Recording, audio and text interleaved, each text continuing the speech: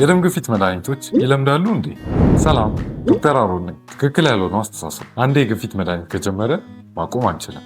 ምክንያቱም ስለሚለምድ። ያስፈራል አይደል? ግን እውነት ነው። ትክክለኛው ነገር ደም ግፊት የረጅም ጊዜ በሽታ ወይም ክሮኒክ ኢልነስ ይባላል። መድኃኒቶች ውስጥ ምን ያደርጋሉ? ይቆጣጠሩታል። ለምን ታዲያ ሰዎች እንደዚህ ያስባሉ? አንደኛ፣ መድኃኒቱን በራሳቸው ጊዜ በሚያቆሙበት ሰዓት ደም ግፊታቸው በከፍተኛ ሁኔታ ይጨምራል። መድኃኒቱን ሰውነታቸው ስለለመደ ሳይሆን ኦልሬዲ በሽታው ስላላቸው እናም አብሯቸው የሚኖርም ስለሆነ።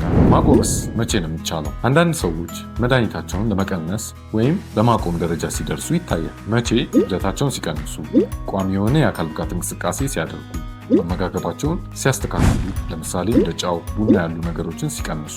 ከዛ በሐኪም ትዕዛዝ መሰረት መድኃኒቱ መቀነስ ወይም ማቆም ይቻላል። ስለዚህ የደም ግፊት መድኃኒቶች ይለምዳሉ ሳይሆን ከተለያዩ የደም ግፊት ውስብስብ ሁኔታዎች ያድኑናል። ለምሳሌ እንደ ስትሮክ፣ ልብ ድካም ወይም የኩላሊት መድከም እንዳይመጣ ያደርጋሉ። በዚህ ክፉ አስተሳሰብ ብዙ ሰዎች ሰፈር ሲያደርጉ አይቻሉ። እናም እንጠንቀቅ።